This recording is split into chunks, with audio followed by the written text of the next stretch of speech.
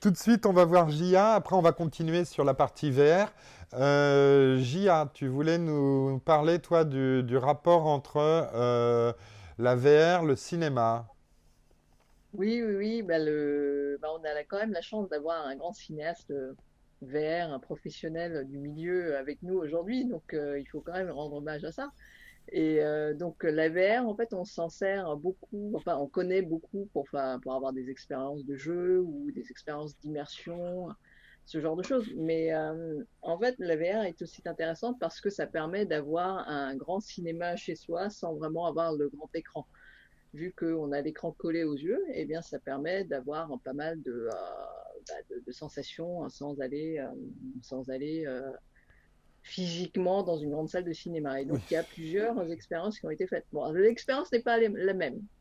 Je préfère quand même être devant le grand écran, mais la VR offre quand même pas mal de possibilités par rapport à ça. Et donc, du coup, des studios de ciné se sont emparés du truc.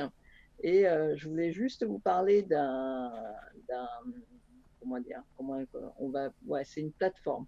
C'est une plateforme qui s'appelle Big Screen VR. Donc, je sais pas Mhm. si vous connaissez. Est-ce Non. que vous connaissez Non? Ok. Non. Alors, je vais faire un truc. Je vais partager mon écran. Waouh, partageons. Ouais, je vais partager mon écran. Alors, où est-ce qu'il est? Non, alors c'était pas la bonne vidéo. Nanana. Alors, On va excusez-moi. y arriver. Petit trou normal, mais on va y arriver là-dessus. Je pensais avoir mis le bon. Alors, je Mais recommence. c'est vrai que dans la période actuelle, ça a quand même du bon de pouvoir se retrouver immergé dans un cinéma, puisqu'on ne peut pas aller dans les D'accord. salles. Alors là, oui, donc ça y est, Vous on voyez voit ta là? présentation. Oui. Voilà. Donc en fait, il s'agit de Paramount qui a plus ou moins en fait lancé avec un autre partenaire cette plateforme qui s'appelle Big Screen VR. Et donc, on peut aller regarder des films dans son casque VR en payant un petit ticket comme si on allait en salle. Et donc, ça coûte 4 dollars. Je ne sais pas si en France c'est lancé ou pas, ceci dit. Et ça nous permet en fait de regarder des films à grand spectacle en choisissant notre environnement. C'est Donc on peut sympa. par exemple regarder Star Trek dans un vaisseau spatial. Ou sur la Tatooine, On oui, c'est peut super sympa. voilà, et donc on peut choisir ses films. Et si on veut regarder avec des copains ou la famille, eh bien eux aussi peuvent prendre un ticket et regarder ensemble le film. Et donc on peut communiquer pendant qu'on regarde ces mêmes films ensemble. Donc on a plus ou moins l'expérience du cinéma, mais à la maison avec son casque VR. Donc moi je trouve ça Et avec des copains qui peuvent partager en même temps le film. voilà. Et donc ça, c'est compatible avec tous les casques sur le marché. Donc Oculus Rift, HTC Vive, Steam VR, Windows Mixed Reality. Ouais. Enfin, bon, si vous avez un casque, c'est possible de faire ça. Donc toujours côté cinéma.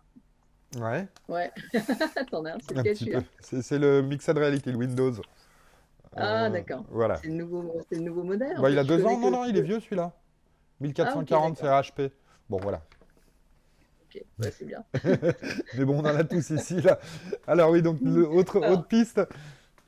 autre piste. Alors là, on va parler que du casque sur la PlayStation 4.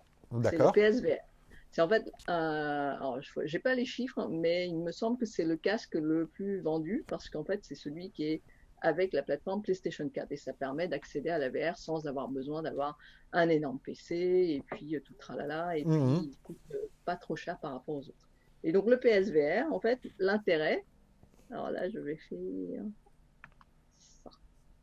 Alors le PSVR, en fait, il permet surtout de regarder des films Blu-ray en 3D parce que la PlayStation 4 est un lecteur Blu-ray. Et Et à la donc ça puissance permet pour en fait, gérer ça, à la puissance de calcul pour gérer ça en affichage sans trop de soucis. bah oui, en fait Ouais. c'est comme comme le PSVR en fait est branché directement sur la PlayStation 4.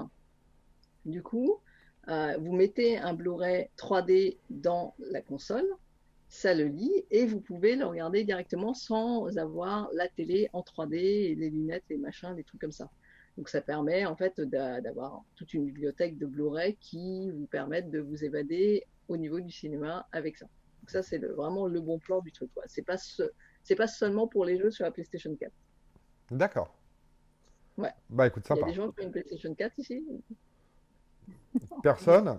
Non? Personne. Non, bah voilà, c'est Et réglé. pourtant, Et Ok, Vincent? d'accord. Bon, hop, on zappe.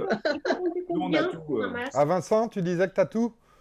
Bah, nous, en fait, on a un studio VR, donc on fait aussi des films corporate à côté. Donc, Ouais. moi, je suis pas Forcément. gamer, mais mon fils, avec qui on fait de la VR, lui, il a la PlayStation, bien sûr. Oui, c'est une affaire Ouais. de famille, la VR, on en parlera Oui. aussi, mais c'est VR Family, en effet, oui. Ah ouais, et bah, c'est bien, c'est bien. Et puis donc là, C'est à avec les sorties, partir de quel âge, pardon, la à VR? partir de quel âge? Tu veux dire la Normalement, VR en ça général? va, Alors, Ouais, alors, la VR, pour les normalement, c'est enfants, 12 ans. 12 ans. Enfin, recommandé par les services de santé, c'est 12 ans. Parce que ça peut perturber la croissance, Voilà. tout ça. Enfin, ça peut perturber Très les bien. sens Ouais, ouais. des plus C'est vrai jeunes. que- Après, il y a certains appareils de VR qui sont à partir de 7 ans, mais ça reste sur temps très très limité. Je vais en parler après. Tu nous parles de tout ça juste après JA, justement. Ouais. Ouais. Ouais. Donc, bah, justement, alors on va parler de. C'est très bien qu'on parle du milieu professionnel parce que là, en fait, on va parler de la Rolls des casques virtuels. Donc, celui-ci, alors il n'est pas disponible pour le grand public, malheureusement. Alors, je vais refaire un share screen. Oh, j'adore la technologie. Et ça marche. Vous voyez là? Oui, oui. Alors Ouais. ça c'est un truc qui n'est pas disponible pour le grand public. C'est le Star VR. C'est que pour les professionnels. C'est le casque qui vous fait en fait un panorama complet de votre angle de vision, de votre champ de vision. C'est-à-dire que sur les casques VR à l'heure actuelle, quand vous regardez sur les côtés, vous avez toujours en fait un petit espace noir. Oui, oui, oui, oui, Et t'es limité. Oui, oui, l'angle de ouais, vision est plutôt limité. C'est un des problèmes de nos casques actuels, ouais. ouais. Et celui-ci, donc le Star VR, prend en charge tout votre champ de vision. En plus de ça, il a une fidélité de couleur qui est assez monstrueuse.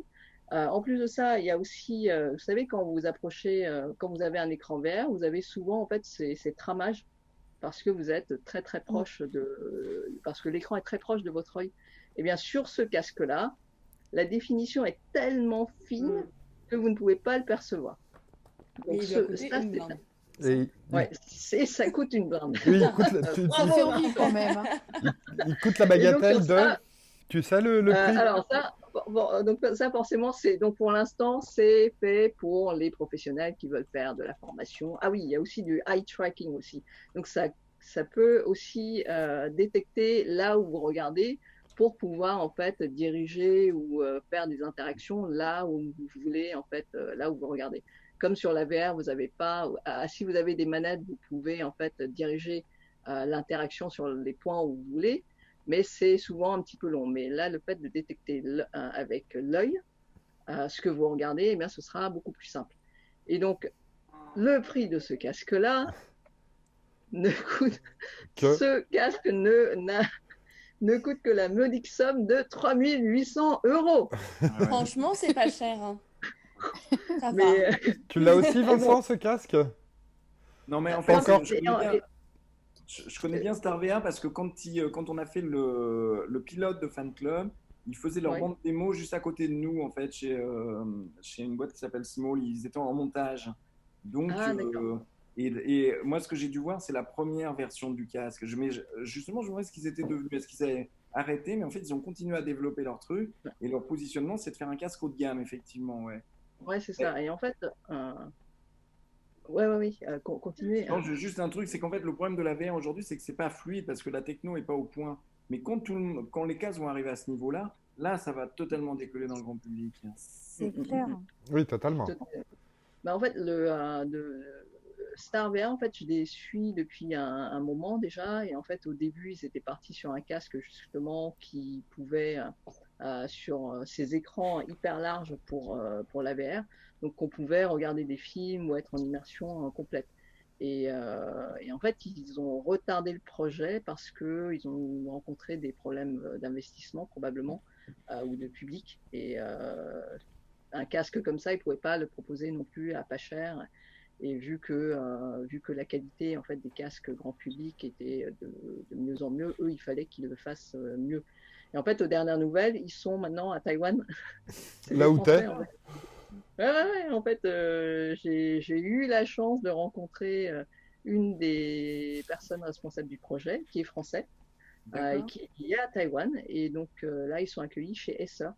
Et Acer, donc c'est eux qui font le casque Windows Mixed Reality en fait. Donc ils vont sûrement, et donc ils disent pas que c'est Acer parce qu'il y D'accord. a quand même deux marchés qui sont différents. Et donc là, a priori, ils l'ont sorti. Je pensais pas qu'ils le sortiraient si tôt parce que ils avaient quand même pas mal de soucis au niveau justement d'investissement, de ce genre de choses. Donc là, ils l'ont sorti en catimini, on peut l'acheter en ligne et il faut les contacter directement. Ils n'ont pas un truc genre pignon sur rue, on va à la Non, mais ça Fnac. reste en effet un peu expérimental au niveau des techniques ou au niveau des objets dessus. Ouais. Je te remercie beaucoup, Gia. Tu as Fan Club dont fait Salon qui est sur le chat et qui nous dit que ça va finir en Ready Player One, tout ça, comme le film. N'hésitez surtout Ouais. pas à commenter ou poser vos questions sur le chat. Tu as une dernière Et, petite news? ouais. Et en attendant, pour ceux qui n'ont pas 3 800 €, eh bien, on peut mettre un truc comme ça ou un cardbox comme Stig est là. Ouais. J'en ai plein Et des on va sur, cardbox, mais ouais. celui-là, je les Et on va collecte sur pas. YouTube.